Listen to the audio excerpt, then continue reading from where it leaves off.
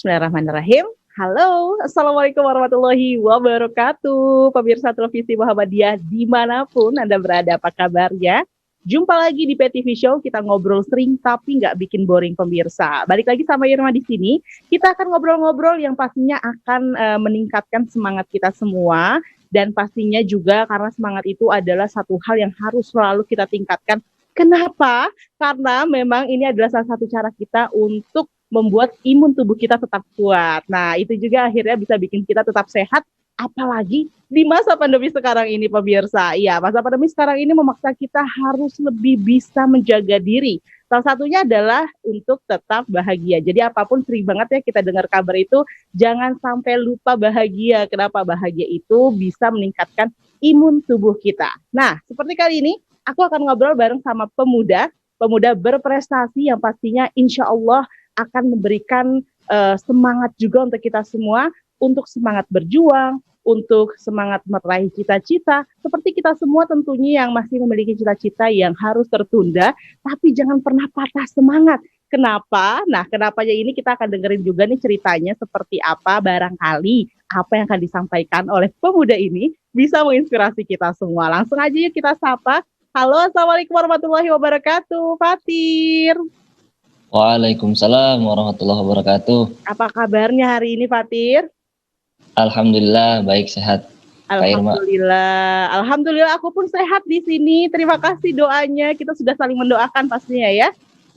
Alhamdulillah, semoga saling sehat semuanya. Amin. Amin. Yang pasti semoga bisa berkumpul lagi di Indonesia dalam keadaan sehat walafiat ya, Fatir ya.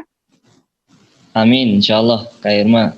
Insya Allah. Karena pemirsa, Fatir ini adalah Dewan dari PPI Libanon yang kenapa dia bahkan tidak bisa hadir sekarang karena berada jauh dari Indonesia begitu ya. Tapi tentunya semangatnya untuk tetap cinta negeri ini tetap diutarakan oleh seorang Fatir. Tapi penasaran bagaimana kemudian seorang Abdul Fatir Kausar bisa sampai di Libanon. Nah, Fatir, kita ngobrol-ngobrol dulu nih, supaya kamu juga bisa memberikan semangat buat para pemuda-pemudi ya, untuk semangat meraih cita-cita. Sedang apa sih kamu di sana? Siap, baiklah. Terima kasih Kak Irma atas undangannya yang terlebih dahulu pada rekan-rekan kru TV Muhammadiyah yang sama-sama kami cintai. Ya, Alhamdulillah kami sekarang posisi sedang berada di Libanon.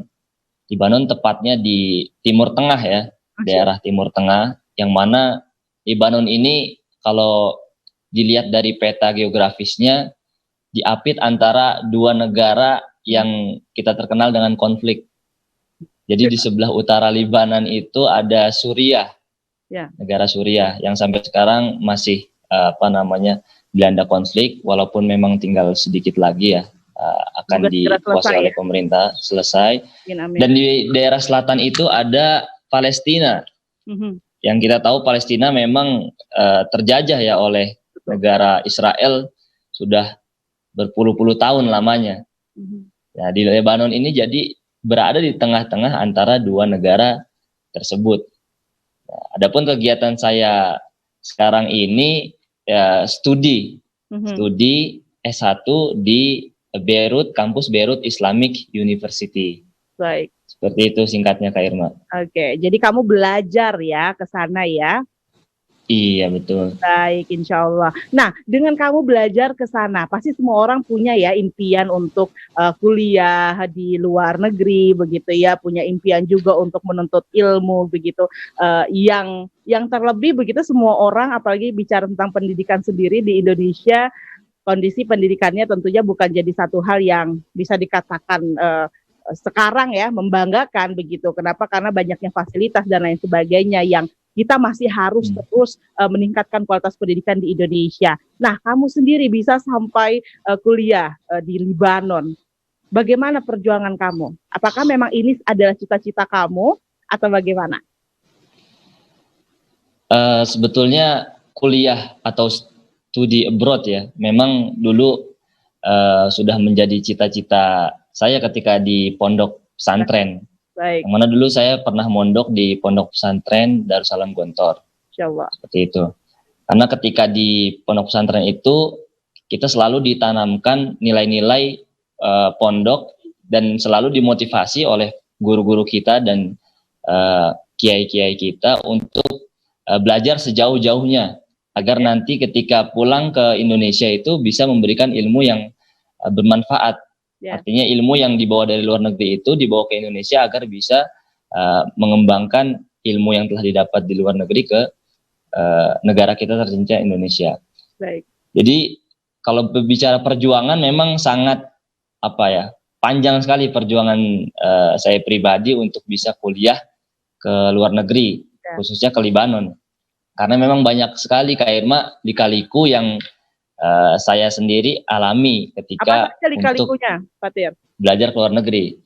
Contohnya pertama itu dulu ketika lulus dari pondok, kita kan kalau alumni Gontor itu diwajibkan untuk mengabdi dulu setahun. Jadi ketika setelah mondok selesai 6 tahun, tidak langsung keluar begitu saja. Jadi ijazah itu tidak langsung dikasihkan oleh pondok, kecuali setelah mengabdikan diri kita di pondok selama setahun. Baik. Artinya setahun itu, selama setahun setelah kelulusan, kita dilatih bagaimana ilmu-ilmu yang telah kita dapatkan di pondok pesantren itu kita amalkan ketika kita mengabdi. Baik. Nah, ketika mengabdi itu kita dikasih waktu selama setahun minimal untuk mengajarkan kepada adik-adik kita. Nah, disitulah dalam setahun itu saya bagaimana caranya sambil mengajar, sambil mengabdi, bahkan sambil kuliah juga ketika itu ya di Universitas Darussalam Gontor gitu selama setahun.